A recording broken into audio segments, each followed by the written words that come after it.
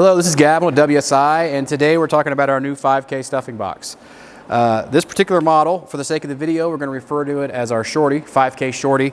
And the reason we're doing that is because it's approximately 6 inches shorter than a comparably equipped BS stuffing box, and that would be a BS with a flapper.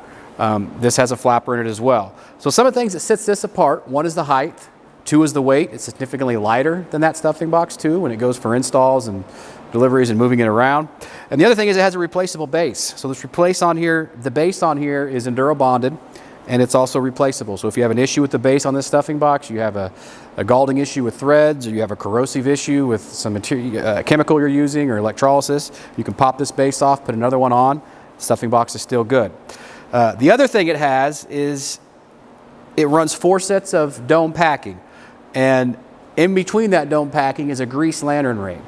That's always been somewhat of an issue on BS style stuffing boxes across manufacturers, is that's a very rigid box, just like this is.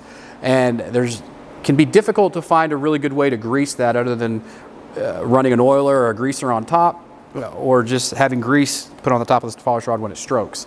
So because it's a very rigid system. So what we've done is added a grease ring here in the middle, and so you can grease right here. This is a larger greaser because it's a 5K box. Your 3 or 1500s would have a little bit probably different greasing mechanism than this, but you're able to grease right there, right in the middle of those 2 sets of packing. So that's a very large benefit, we think, to this stuffing box. The height is a benefit, and the weight. You're going to operate it just like you would a normal BS. The packing in there is the same, and all of your intercomponents are extremely similar to a BS you would run if you're familiar with a BS already.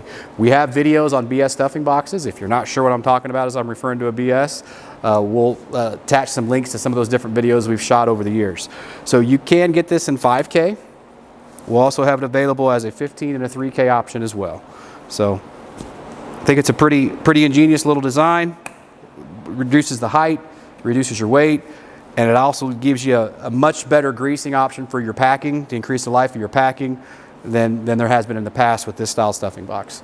It also decreases your possible leak path. So if you look at a BS with a flapper, like this has a flapper assembly down here in the bottom. So if you have a polish rod part and your polish rod falls all the way to the bottom or gets pulled all the way up and out, you've got a check valve in there which will pop up and seal and keeps you protected from atmosphere.